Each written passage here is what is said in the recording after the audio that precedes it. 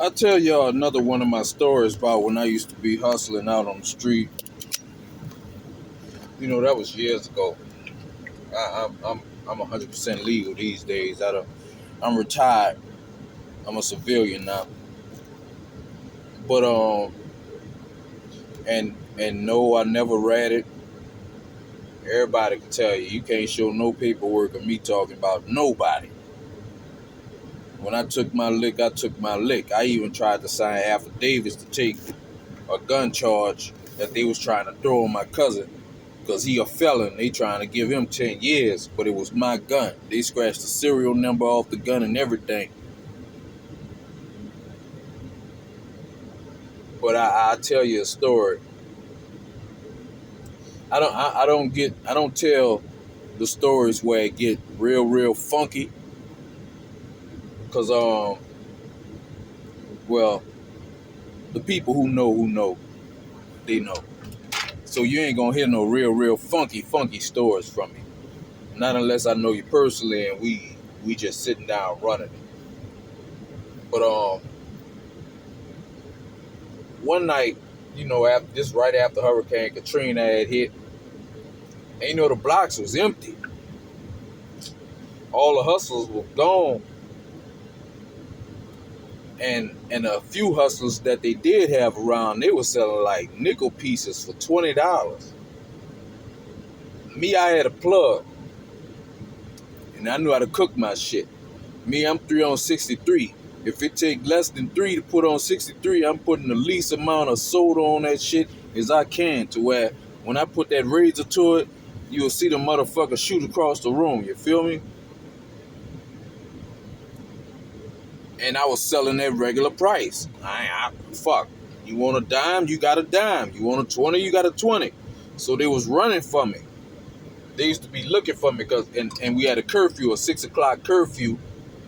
So I would go to work because I always keep a job. I was always taught to keep a job.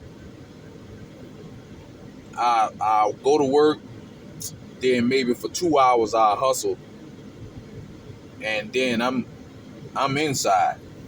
Now they had people that was taking risks that'll come over, even though the military was at that sub police station right across the street from my house. They had a police station across the street from my house, and I still was selling crack right under their fucking nose. They wouldn't look under their nose. They thinking that I'm gonna be out there on the block, which I was on the block. I used to walk it. I used to walk that, but people would be throwing rocks in my window and shit. But anyway, one day it's nighttime, and I know it was it after the curfew. This was after they stopped the curfew when this happened. Cause I remember I was walking out at night, and this little chick I used to mess with, I ain't gonna say her name. You know, man, that was real cool. You know, we did our thing, but it wasn't like, it was just a one-time thing. That's it. She said I tried to kill her, so she would never let me touch her again. But anyway, I'm walking past these apartments. Well, it was apartments, but it really wasn't apartments. It was like a motel that people just rent for the night, and a lot of crackheads stayed there and shit. So I'm walking past there, and then I go to smelling weed smoke. I don't think too much of it, but then a little chick, she come out, she run out, she yell my name, then she come out because everybody know me as Ace. She come out and she like, Ace, Ace. And then she whispered to me, she like, them niggas in the bushes about to try to rob you. Because I was making all the cake at the time. They out there with them fucking nickels selling them for 20s. I'm selling real 20s and they got nothing but soda on they shit. It wasn't no soda on my shit. That shit. Joey taught me something. Joey Dump taught me something. That you put as little soda on that shit. I cook it down to Earl. Add as little soda as I can fucking get it, the whole, and let that shit cool in Crystal Palace gin. They loved the taste. They was running from it. They used to pass up people to come get to me. But she run up. She like, Ace. See them niggas over there I'm talking to? Them niggas about to try to rob you tonight. Like, yeah. And I'm right by the police station. I keep guns. Well, I kept guns on me. Let me say that. So I took out the 45 after she told me that, and she went back over there by him, and I let a shot off in the air. Bow! Just to let them know that when they do come, that's the warning shot. And the nigga June Bell, God bless the dead, June Bell was walking down Starrett Street. June Bell said, man, Ace, you about to make the whole fucking block hot, bro, with that shit. I'm like, man, Bell, chill out, man. Because everybody knew that I was always strapped. And it was always cocked. And then I used to be wearing bulletproof vests, all kinds of shit. But anyway, I had the little money because what I would do when I hustled, because I was nickel and diamond. I wasn't no big time dope dealer or nothing like that. The most I ever scored was 9 ounces. I wasn't no big dude. But I sat up there and I had some money on me. Whenever I get $100, I go put that shit up. I go stash it. And I take a few more dollars just in case I gotta break something. I might take $60 or something to break some change. I get the little small dollar bills and that's what I traded off for the change. Well, I walk out the house after I load my mouth bag with rocks, because I used to put rocks in paper bags or plastic wrap. I used to zip wrap them and tie them up real tight, and I hold them in my jaw. And I always kept a drink with me just in case the police pulled up, because I was gonna swallow the motherfuckers. But I never keep no more than $100 worth of rocks on me. If they wanted more, they gotta go park somewhere. I'm gonna go get it. Then I'm gonna bring it to them, unless I was real close with them. If they real close and they visit me all the time, like family, or some of my customers, I used to let come in my house, and I let them smoke in the house. But you gotta stay at least 30, 40 minutes. Make it look like it's a fucking visit. But so I'm walking around the corner. I done loaded my mouth up with rocks and walking around the block. I get by the White House. You know, everybody from the dump know the White House. Michael Lewis and them, by them. And when I get right there, what that's Atlanta Street, but now they call it Wilker Neal. A SUV pull up. And the cats ask where the weed at. So I'm clutching. I'm already clutching when they pulled up. Because I see it's 4 niggas in the car. And they ask me where the weed at. They see I'm clutching. I'm about to pull this bitch out, and it's already cocked. And it ain't on lock. That's how I almost shot my dick off, because I never fucking keep it on lock. So the cats, I'm like, man, I don't know, man. I don't know where the weed at, because I ain't got no weed. And I don't smoke weed. I became a felon because cops was planting weed on me, thinking that I smoked weed, because I was one of the first niggas around the New Orleans area, besides the reggae, besides the Rastas that had dreadlocks. They used to call me Dreads. That's what the crackheads called me. Everybody who knew me called me Ace. So I told them, I don't know where no weed at, man. I don't know, man. So they like, all right. And he pull off. The whole while I'm clutching. So I'm about to walk to Bengal Street, because I make a lot of money on Bengal. That's where most of my money came from, Bengal Street, at them apartments. That's where I was about to go. So I'm walking down the street, heading to Bengal, that same vehicle stopped at the corner of Bengal right there. I don't know if it's still Newton or whatever. Man, a nigga hung out the car with a motherfucking AK or whatever the fuck that was and pointed it. My heart jumped. I ain't gonna front. My heart jumped and I whipped my gun out. And when they see me whip my gun out and point, they hit the gas. They took off because I'm about to shoot back. If you gonna shoot me, I'm gonna shoot you back. Or at least try. So they hit the gas and they ducked off.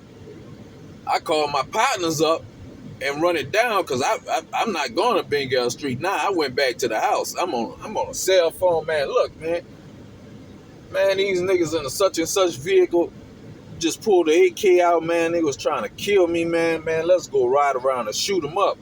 And my partner, he like, because he know how I get. And plus, I was full of that alcohol, too. He know how I get. I don't care. If I see him in front of the cops, I would have started shooting at him. He tried to kill me. But he was like, nah, man, we gonna catch him. But all in all, we ain't catch him or nothing, but me and one of the dudes talked because one of my other partners knew who the nigga was because the call went all the way to Houston. They was getting calls from Houston like, nigga, you tried to rob Ace? And the call was going around, and I ain't no big gangster or nothing like that, but everybody knew me. And they knew sometimes I could do some crazy shit. So they was getting calls, and these cats wasn't from around here. That was some cats that had family round, but they was from Orleans Parish. I was living in Jefferson Parish, and they didn't know who I was. But they people found out and went to calling, because I don't know how the word got out. You know the word get out fast. And they like, nigga, you trying to rob Ace? So, man, one of the cats, my partner, brought me over to where he stayed. So I walk over there with him, and me and the nigga run it down. And he telling me the only reason he ain't killed me is because they gun jammed. And I told him the only reason I ain't killed y'all is because y'all pulled off. You know, we left it at that. After, you know, I would see the cats around and stuff. They got in some other beasts. Them niggas got life plus 40 and shit for murders. And then they went to ratting on each other and shit. But that's one of the instances where I almost got knocked off, or maybe caught a murder charge. That's back when I used to be hustling. I'm chilling now. I'm a civilian. But back in the Gap, man, they tried to do old boy in. That's why I be shocked when cats be trying to do me in, because they don't know what the fuck I got on me. Now the people who know me know that, nah, let's try something else. But the ones who don't know me, because I walk around, I'm cordial. I ain't got no tattoos. I ain't got no gold teeth. I walk around, I be cordial. I show respect to the elders. And like, cats used to wonder why I ain't hang. The other hustlers used to wonder why I ain't hang with them while they in a group hustling. And I go just sit with the crackheads. I go sit with the crackheads. I buy a 12-pack of beer or something, let them drink some beer, and I sit right there with the crackheads. Or I go sit in the crack house while they out on the block chasing it. The crackheads running right in the fucking house where I'm at. And I sit there, watch them smoke, laugh my ass off, because they'll do some dumb shit. Like this one dude. This motherfucker broke an antenna off somebody caught or used for a pipe. But you know what? They got to put some kind of cushion around that edge because that pipe will get hot. This fucking dumbass ain't do it. That motherfucker hit that rock. That motherfucker hit that rock and that bitch got hot. I guess that antenna got so hot that it stuck to his lip, and he trying to get it off, so he had to smack his face in order to get the fucking pipe off. He had to smack his face to get the fucking pipe off his lip. That's the same dumbass that I was talking to. Me and him talking, and he gonna tell me how you shoot somebody. Now I'm going, at that time I was going to the shooting range, and I was Wile E. Coyote at that time.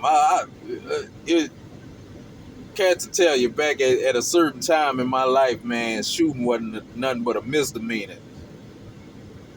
Me shooting something up, that ain't nothing but a misdemeanor, man, in my mind. But that was like speeding. If the speed limit was 50 and I'm doing 60, that's the way I was thinking. But this stupid motherfucker tell me that, because I'm telling him about all these motherfucking pop shooters, because at a time there was a lot of innocent people getting shot around the areas. People that ain't got nothing to do with it. Cats come out and just go to shooting. They got kids and shit out there. I got a little cousin, little Terrence Darby. He wrote a letter to Bill Clinton, said he think he gonna die. And a few months later, he died by a motherfucker shooting. A nigga who come around drunk over a fucking women fighting, and shoot and killed my little cousin. But I was telling him about that pop shooting. How these cats be out here pop shooting. They not really aiming at their target, man. If you really want that cat, man, you can walk down on them. All you got to do is just dress right. You can walk down on them. And me, I always change my look. That was one thing about me. I always change my look. I mean, I might look one way for a year or two. Then next time you see me, I look completely different. You might not recognize me unless you look me in my eyes. Because I look people in the eyes and they can tell me by my eyes.